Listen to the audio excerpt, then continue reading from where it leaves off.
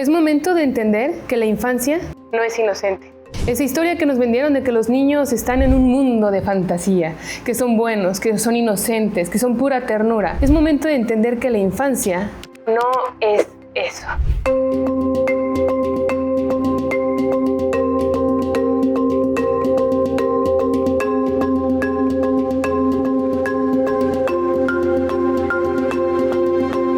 En la infancia, recuerden que los niños no tienen los filtros que los adultos tenemos. Es decir, la manipulación es descarada, es abierta. El deseo por primar el cumplimiento de sus caprichos es el principal. Este tema es muy importante porque es para responder al episodio de Sapiens. ¿Qué nos pasa con Jesús, María Inés y Rafa López, el psiquiatra que nos explicó un poco sobre qué es la psicopatía infantil, si existe la psicopatía infantil. Y dejó varios puntos que yo quiero tratar de una manera un poco más con colmillo, más picante, porque en verdad creo que cuando hablamos de psicopatía infantil lo dejamos todavía muy superficial. Algo que dijo, que más bien no dijo Rafa, es que los niños realmente tienen núcleos perversos. Los niños tienen aspectos que efectivamente, como nos mencionó, puede que se potencialicen, que se desarrollen, que abran o no. ¿De qué depende? De su entorno. Ahí eso es una postura verdaderamente científica, psiquiátrica y de la manera más respetuosa. Pero es importante entender que de la fantasía a la infancia, el punto es clave, porque en este punto en el que nos las pasamos fantaseando, nos las pasamos imaginando, el niño lo quiere llevar a cabo. El niño no entiende todavía la fantasía, el niño no entiende el aspecto simbólico. El niño realmente cuando dice, es que mamá, papá, no te quiero cerca de mí, en verdad, el niño no te quiere cerca de él. Los adultos, con esta idea de que los niños son infantiles, son tiernos, son inocentes, lo tomamos muy por encimita. Pero déjame decirte que probablemente sea algo que sea una alerta y que no has visto del todo. Porque como les decía, culturalmente necesitamos creer que el niño es inocente. Pero hay algo más profundo, que si hay una ausencia, entonces esa fantasía se vuelve lo más cruel. Otto Kemberg, que es un psiquiatra que nos ayuda a diagnosticar a los psicoanalistas y a los psiquiatras y a los psicólogos en general, nos dice que sí hay dos tipos, ¿no?, de niños, pero que hay que hacer un poco más énfasis en poder distinguir cuándo hay culpa y cuándo no hay culpa. El niño psicótico, el niño que tiene problemas psiquiátricos nos dice que no hay una idea concreta de qué es la culpa. Y son estos niños que explorando a la mascota familiar y explorando a los insectos que hay alrededor, los tortura. No está jugando, señora. No está jugando, señor. Está torturando a un animal. Oye, pero es un niño. ¿Qué va a hacer? No, señora. Tiene que comenzar a ver estos signos que son importantísimos. También hay un punto en el que el niño no comprende la ambivalencia, o es bueno o es malo. El niño quiere todo o no quiere nada. El capricho, el aspecto más voluble del estado de ánimo. Son aspectos que ayudan a entender que el niño no logra entender que el otro es un sujeto, que mamá, que papá son personas, y eso se va a ir madurando, pero en la infancia, ¿cómo lo podemos ver? Tú no importas, tú vete, tú muérete, tú aléjate, tú no me importas. Entonces, en estas partes que nos parecen graciosas y que lamentablemente hay que poner sobre la mesa, sobre la educación respetuosa. Perdónenme, pero eso es basura. La educación respetuosa es una forma concreta y directa de hacer niños malcriados y principalmente de potencializarlos cuando tienen aspectos psiquiátricos en psicópatas consolidados. ¿Por qué te lo digo? Porque hay un libro que mencionó Rafa en esta intervención que hubo de Sapiens y que creo que es muy válido, que te lo quería traer hoy. La generación ansiosa de Heidegger. Este libro tuve la oportunidad de leerlo, ya saben, en 2 días, porque tengo una pasión por los libros, pero se los recomiendo muchísimo, porque nos habla de esta generación ansiosa. Cuando Rafa nos pone este punto, creo que hay que hacer un gran énfasis en entender que si tú tienes un niño en casa que tiene aspectos potencialmente peligrosos, con esta cultura de esta generación ansiosa, no nada más se lo estás potencializando, sino que puede ser que incluso se lo estés construyendo.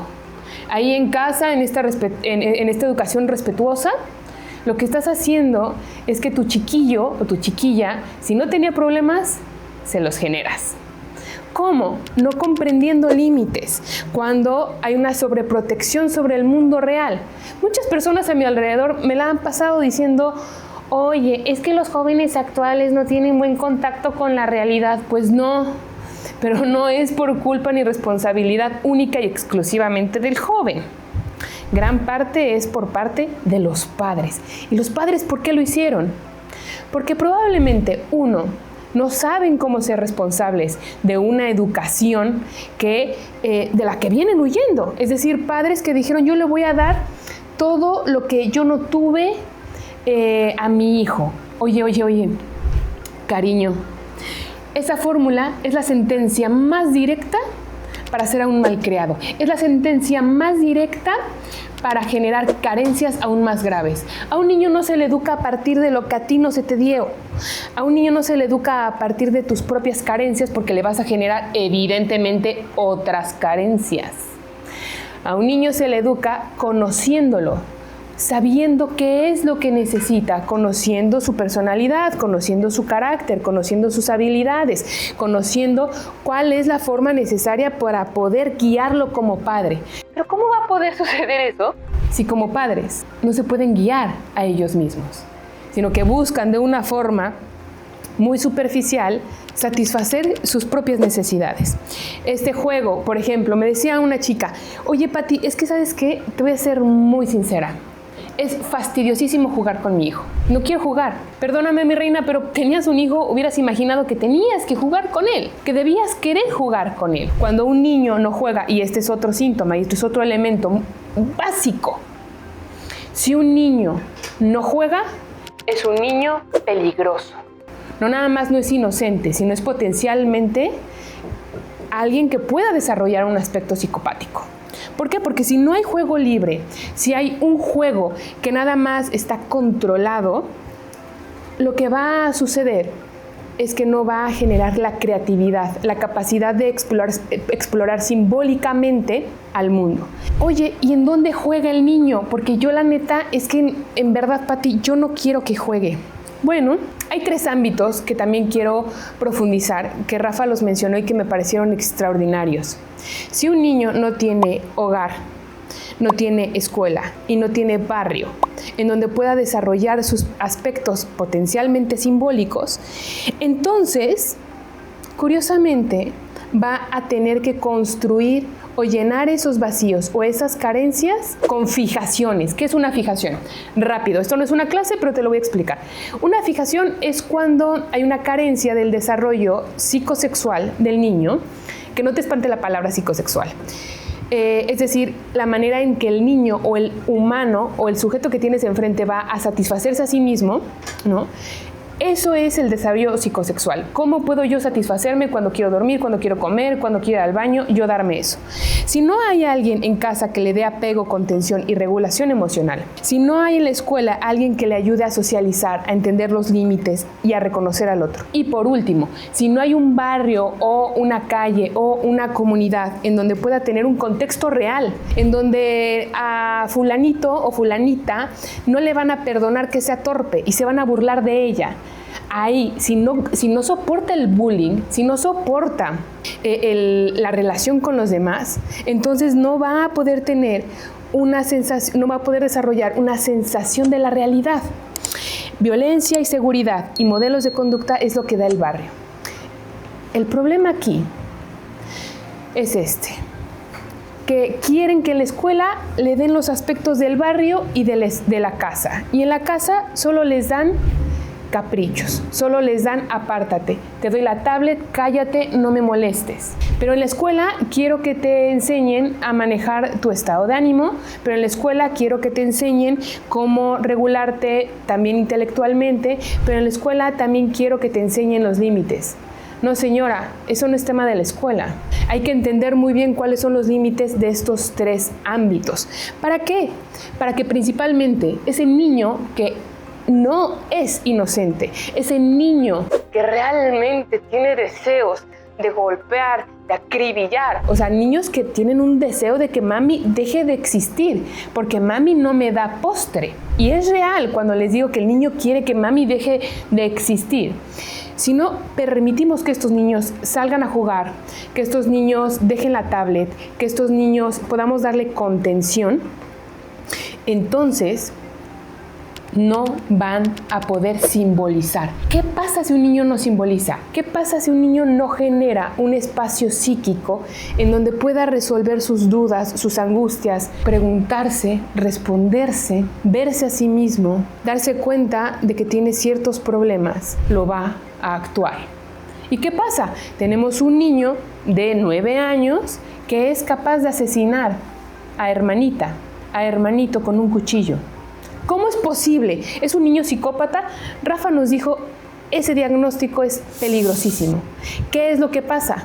Más bien que un niño que no tiene espacio para simbolizar, no tiene espacio para conocer los límites, no tiene espacio para recrearse, no comprende cuál es y cómo regularse, le va a ser muy fácil tomar un cuchillo y enterrárselo a su hermana. No porque sea un psicópata, sino porque no puede simbolizar, porque esa perversión, esa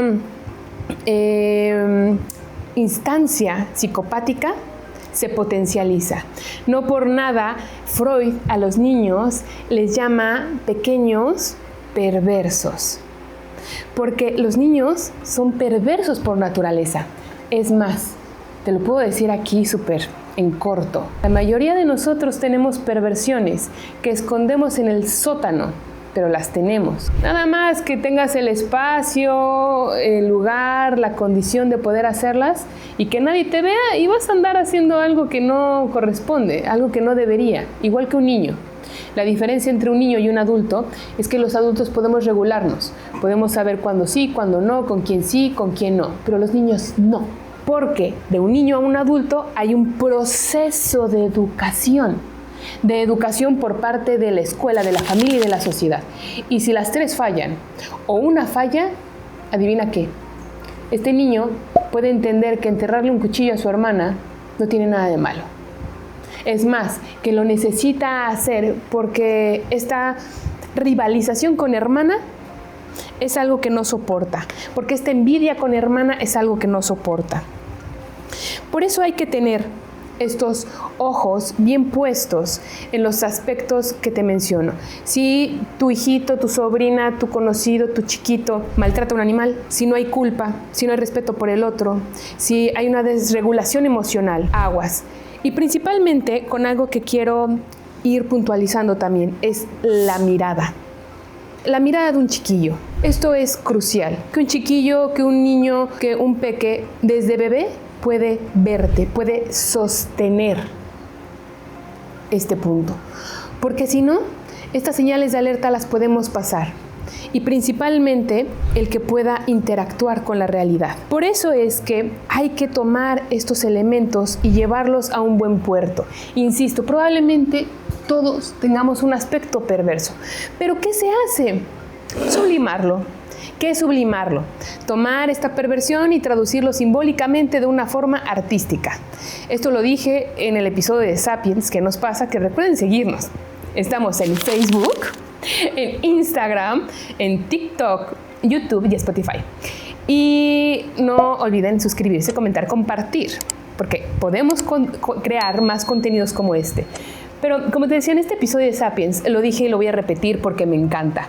¿Qué pasaría si Quentin Tarantino no fuera director de cine? Si no sabes a qué me refiero, pon Quentin Tarantino y ponte una película y vas a ver qué pasa. A grandes rasgos hay mucha sangre, mucha sangre. demasiada sangre. Y si este sujeto no ve sangre y tiene también un fetiche con los pies muy interesantes, ¿adivinan dónde lo haría y con quién lo haría? También nos decía Rafa que un excelente punto de sublimación son los médicos, los cirujanos. Qué placer tan más hermoso abrir a una persona con el permiso de la sociedad y haciendo un bien. Perdónenme, pero yo honestamente, cuando entro a un quirófano, es algo que yo no podría. O peor aún, en las funerarias. Aquí hay un punto también muy interesante de sublimación. Alguien necesita preparar los cuerpos. Y digamos que yo ya conocí uno que se dedica a eso, y digamos que no es la persona más estable, armónica, amorosa que me gustaría vincularme. Así que le cancelé la cita a la mera hora, porque sí me dio mucho miedo, la neta. Personas como estas son las que están integradas a la sociedad. ¿Por qué? Porque en algún punto fueron vistos con ternura, porque en algún punto fueron sostenidos, fueron mirados, les explicaron lo que es el amor, muchas veces incluso cuando tienen hijos.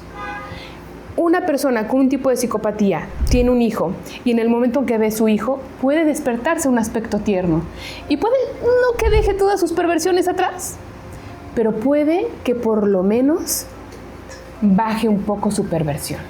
¿Por qué? Porque es necesario conectar con la ternura. Esta idea es de Winnicott, que es un psicoanalista fascinante, que dice que por lo menos una persona tiene que tener una fuente suficientemente buena, no perfecta, que frustre a la persona, que frustre en que no pueda recibir todo de la realidad, pero que en esta frustración lo deje siempre queriendo un poco más. Eso se llama deseo.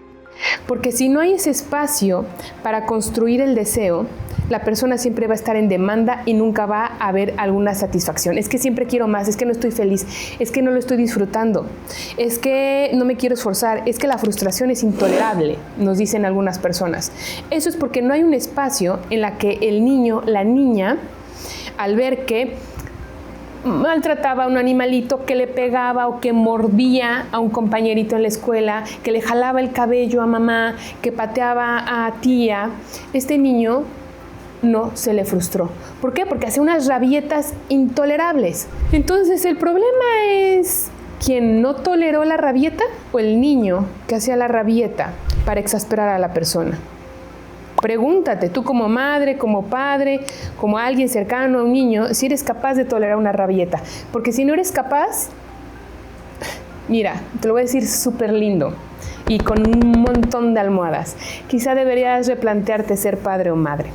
Y es así que llegamos a una dimensión política, que es brutal. Y creo que grité mucho. Es brutal y a mí me fascina este punto. Oye, Pati, ¿por qué hay psicopatía en Estados Unidos y en Europa, pero en Perú y en México no se ven tal cual? Hay, pero no está tipificada. ¿Qué significa que no esté tipificada? Que en los códigos penales no hay alguien que se sienta a diagnosticar y a decir esta persona es psicópata o esta persona tiene este problema. ¿Por qué? Porque nuestros gobiernos tendrían que hacerse cargo de la salud mental. Y es más fácil que a un hombre se le juzgue de feminicida que de psicópata. Porque si el Estado es capaz de juzgar a alguien como psicópata, el problema de la salud mental se tiene que hacer cargo el Estado. Y el Estado no está dispuesto a hacerse cargo de la salud mental. ¿Por qué? Imagínate a cuántas personas se les puede diagnosticar con algún tipo de psicopatía que no son sostenibles para el Estado, que no producen, que el Estado tendría que hacerse responsables de ella. ¿Sabes cuánto costaría tener un hospital psiquiátrico de nivel para hacerse cargo de los problemas de salud mental? Sería altísimo. Entonces, la mayoría de los estados en Latinoamérica, con la mano en la cintura, dicen no voy a tipificar ningún tipo de crimen como psicopatía. Porque si no me tengo que hacer cargo, mejor digo que es un feminicida.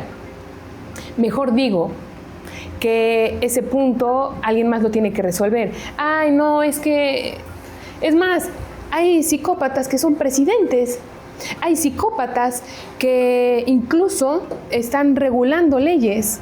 ¿Cómo van a ser capaces de hacerse cargo de este tema?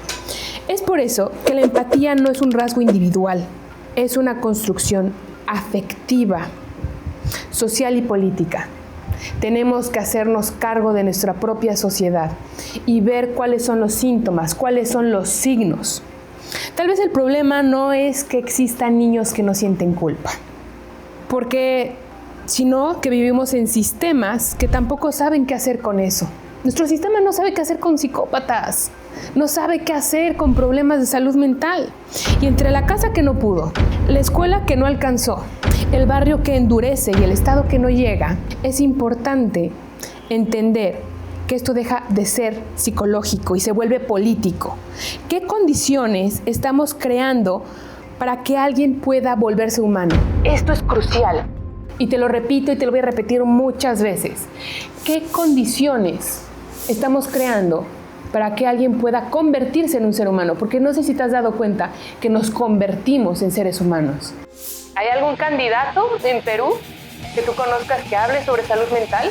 ¿Que hable y se haga cargo de estos temas? ¿O nada más son propuestas para llenar, para tapar ojos, para llenar aspectos económicos, comerciales, internacionales? Pero ¿realmente se están haciendo cargo de la salud mental? Porque en México tampoco lo hay. Es más, es muy pobre. Pero bueno, esta es La Lupa.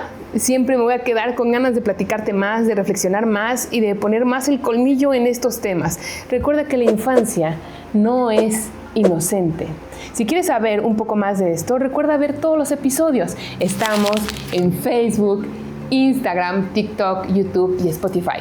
Esta es La Lupa para Sapiens. ¿Qué nos pasa?